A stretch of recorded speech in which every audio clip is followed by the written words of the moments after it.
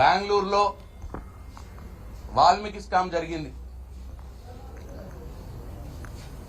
కర్ణాటక ప్రభుత్వం యొక్క డబ్బులు అక్కడ కాంగ్రెస్ ప్రభుత్వం ఉన్నది. కర్ణాటకలోని కాంగ్రెస్ ప్రభుత్వం యొక్క డబ్బులు తెలంగాణలోని కాంగ్రెస్ పార్టీ నాయకుల అకౌంట్లోకి పడ్డాయి. క్లియర్గా ఉన్నది. అకౌంట్లో నుంచి ట్రాన్స్ఫర్ అయినాయి. ప్రభుత్వం అకౌంట్లో నుంచి, కర్ణాటక ప్రభుత్వం అకౌంట్లో నుంచి ఇక్కడ కాంగ్రెస్ పార్టీ నాయకుడి అకౌంట్లోకి పడ్డాయి. అంత క్లియర్గా ఉండగా కూడా 5 నెలలైంది ఆ ఇష్యూ జరిగి. ఈ 5 నెలల నుంచి బండి సంజయ్ గారు ఎందుకు నోరు మీద పట్టలేదు? మరి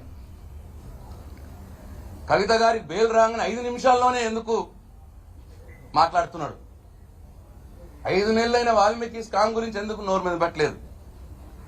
ఎందుకు ఈడీలు, సిబిఐలు దర్యాప్తులు చేయాలని లేదు? దర్యాప్తులు చేస్తే ఎందుకు అక్కడున్న కాంగ్రెస్ పార్టీ పెద్దల్ని, కర్ణాటకలో ఉన్నటువంటి కాంగ్రెస్ పార్టీ ప్రభుత్వంలో ఉన్నటువంటి పెద్దల్ని, ఇక్కడ తెలంగాణలో ఉన్నటువంటి కాంగ్రెస్ పార్టీ నాయకుల్ని అరెస్ట్ చేయాలని ఎందుకు ఇప్పటిదాకా కోరలేదు బండి సంజయ్ గారు?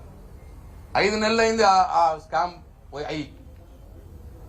ఇక్కడ 5 నిమిషాల లోపలనే వాళ్ళను మాట్లాడుతున్నావు. కవిత గారికి బెయిల్ వస్తే కలిసిపోయింది ఎవరు? నువ్వు కాంగ్రెస్ పార్టీ ఇద్దరు కలిసిపోయినారు. నువ్వు బండి సంజయ్, నువ్వు రేవంత్ రెడ్డి గారు ఇద్దరు కలిసిపోయినారు. నువ్వే అన్నావు మనం ఒకరికొకరు తిట్టుకోవద్దు, కాంగ్రెస్ పార్టీ వాళ్ళము, కాంగ్రెస్ పార్టీ బీజేపీ వాళ్ళము, మన ఇద్దరం కలిపి కేసీఆర్ మీద పడాలి, టీఆర్ఎస్ పార్టీ మీద పడాలి, బీఆర్ఎస్ పార్టీ మీద పడాలి అని చెప్పి నువ్వే ఓపెన్ గా స్టేట్మెంట్ ఇచ్చినావు. ఇవాళ మీ ఇద్దరు కలిసిపోయినారు. నేను డిమాండ్ చేస్తా ఉన్నా మళ్ళొకసారి, కవిత గారికి సుప్రీంకోర్టు న్యాయస్థానం, సుప్రీంకోర్టు ఈ దేశానికి అత్యున్నత న్యాయస్థానం అయినటువంటి సుప్రీంకోర్టు కవిత గారికి బెయిలిస్తే 5 నిమిషాల్లోనే సుప్రీంకోర్టు తీర్పును అపహాస్యం చేసే విధంగా మాట్లాడిన వాడివి 5 నెలల క్రితం జరిగిన వాల్మీకి స్కామ్ గురించి ఎందుకు మాట్లాడట్లేదు? ఎందుకు కర్ణాటకలో ఉన్న కాంగ్రెస్ పార్టీ పెద్దల్ని, ఎందుకు ఇక్కడ తెలంగాణలో ఉన్న కాంగ్రెస్ పార్టీ పెద్దల మీద ఎందుకు కేసులు పెట్టట్లేదు? ఎందుకు వాళ్ళని అరెస్ట్ చేయట్లేదు? ఎందుకు నీ నోరు మూతపోయింది అని చెప్పి నేను బండి సంజయ్ని అడుగుతా ఉన్నా.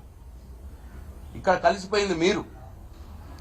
కాబట్టి నువ్వు కేంద్ర హోంశాఖ సహాయ మంత్రిగా ఉండి ఇటువంటి చిల్లర మాటలు మాట్లాడొద్దు.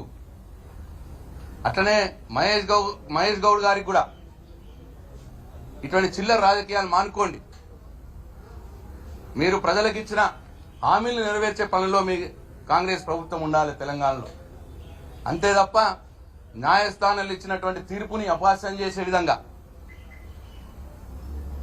మాట్లాడడం మంచిది కాదు అని చెప్పి నేను మహేష్ కుమార్ గౌడ్ గారికి అట్లాగే బండి సంజయ్ గారికి ఇద్దరికి కూడా హెచ్చరిస్తా ఉన్నాను బీఆర్ఎస్ పార్టీ తరఫున. మరొక్కసారి ఈ దేశ న్యాయ వ్యవస్థకు మా కృతజ్ఞతలు తెలియజేస్తూ రేపు రాబోయే రోజుల్లో కూడా ఈ కేసులో మా ఎమ్మెల్సీ కవిత గారు కడిగిన ముత్యంలా బయటకు వస్తుందనే పూర్తి విశ్వాసం, న్యాయ వ్యవస్థ మీద పూర్తి నమ్మకం, విశ్వాసాన్ని వ్యక్తపరుస్తూ సెలవు తీసుకుంటా ఉన్నారు.